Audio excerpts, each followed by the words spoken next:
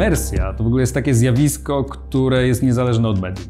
I jeśli czytamy książkę, jeśli oglądamy film, jeśli gramy w grę, to za każdym razem, jeśli się naprawdę wciągniemy, to jest właśnie imersja. To jest coś, czym my się podjaraliśmy stosunkowo wcześnie, przez to, że chyba dużo graliśmy w gry komputerowe.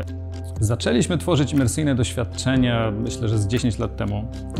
To też nie było łatwe, żeby zrozumieć, że to robimy, bo zaczęliśmy w ogóle od animacji 3D, potem szybko przeszliśmy w interaktywne instalacje, co tak naprawdę nas najbardziej zajarało.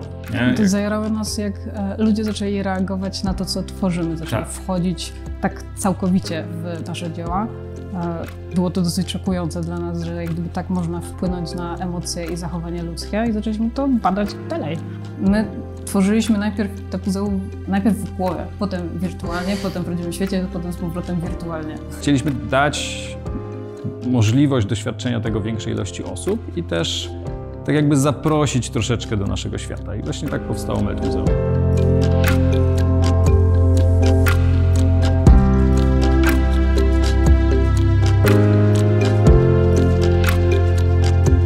Ogólnie przy projektowaniu tego typu doświadczeń my zawsze zastanawiamy się najpierw, jakie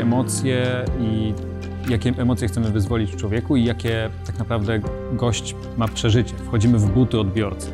I dopiero potem zaczynamy dobierać do tego jakieś technologie, a te technologie często są używane nie w ten sposób, w który zostały stworzone. Więc jak gdyby szukamy możliwości, jak możemy rozwinąć daną technologię, jak możemy się nią pobawić i zastosować w taki nieoczywisty sposób. Z technologiami to jest tak, że my czujemy się trochę jak w sklepie z zabawkami albo z cukierkami.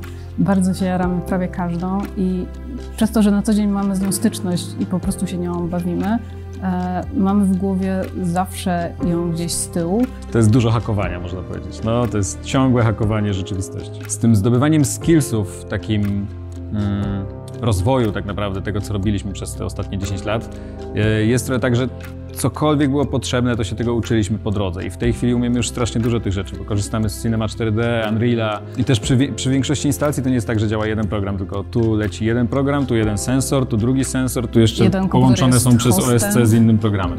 A z drugiej strony technologie, które nas po prostu mega jarają i odkrywanie tego, co jeszcze nie istnieje na świecie. Niesamowite. No tak, ale też jest przeskok na real time. Wcześniej pracowaliśmy tak, że każdy obrazek się robił minutę, dwie i przenieśliśmy się też bardziej na Unreala, czyli silnika gry i no, bez mocnej karty to jak gdyby nie ma zabawy. To jest takie śmieszne, że kiedyś jedną scenę w 3D liczyło nam 40 kompów na procesorach, przeszło do tych 16 kart, a teraz to jest jedna karta.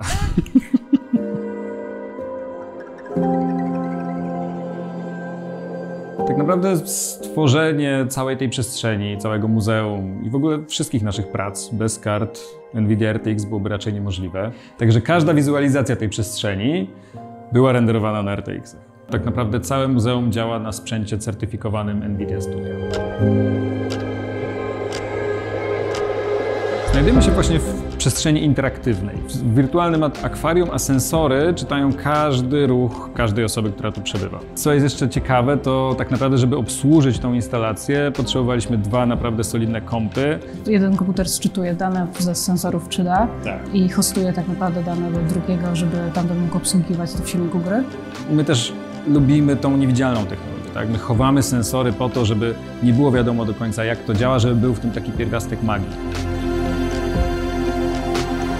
Cała magia, możemy to tak czasami nazwać, i te wszystkie projekty, które robimy, zaczynają się tutaj, czyli na naszych potwornych pecetach, które sobie składamy. One są bardzo wydajne, bardzo silne, bardzo szybkie i przede wszystkim stabilne. Stabilność jest dla nas ważna i dlatego warto korzystać właśnie ze sterowników NVIDIA Studio. Dla mnie osobiście jednym z najważniejszych aspektów pracy jest płynność i stabilność. Jeżeli cokolwiek się przycina też na mikrosekundę, albo na przykład monitor nie jest 240 Hz, to zauważam i mnie po prostu wyprowadza z flow i lekko denerwuje, dlatego przy pracy kreatywnej i przy pracy twórczej, gdzie każda klatka jest ważna, no, musi być jak największa płynność. Tak naprawdę w tle zawsze mam włączony GeForce Experience po to, żeby sterowniki NVIDIA Studio się zaktualizowały w odpowiednim momencie i GeForce Experience zawsze gdzieś tu się w taskbarze chowa. Wszystkie nasze projekty są dość skomplikowane, korzystamy z dużej ilości softu, często wymagającego softu. Większość powstaje najpierw w Cinemie 4D, gdzie tak naprawdę budujemy cały szkielet wizualny, jak to wszystko wygląda. Wizualizujemy też, jak to będzie wyglądać w prawdziwym świecie. Często potem przenosimy te rzeczy do Unreala, żeby sprawdzić już, jak działają na żywo i żeby sobie po nich pochodzić tak naprawdę w takiej wizualizacji, a potem przenosimy je do prawdziwego świata. Co ciekawe, dużo projektów jest możliwych do zrealizowania dopiero w tym miejscu, gdzie są postawione, ale i tak wszystko najpierw w wirtualnym świecie projektujemy tutaj.